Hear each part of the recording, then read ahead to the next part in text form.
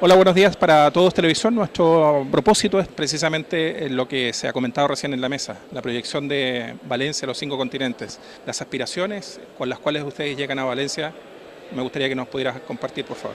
Llevamos 2 semanitas implantados en Valencia, aunque es cierto que el proyecto de construcción y de infraestructuras empezó hace un año con toda la inversión.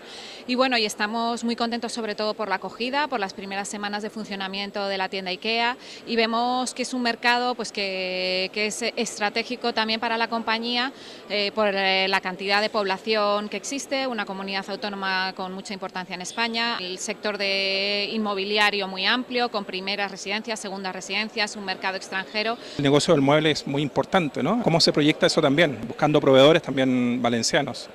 Sí, sabemos que por un lado la cultura del mueble es muy importante, hay una historia importante aquí, con lo cual nos beneficiamos del conocimiento de los consumidores del mueble y de la decoración del hogar y el interés que tienen en ello, también de la experiencia de algunas personas que han trabajado ya en ese sector, que han venido a trabajar con nosotros, y también a futuro pues intentar facilitar, ¿no?, esa relación con proveedores locales, intentar pues que consigamos trabajar con los volúmenes necesarios para una organización como IKEA, con los estándares de calidad, pues con todos los procesos que necesita para poder ser proveedor de IKEA.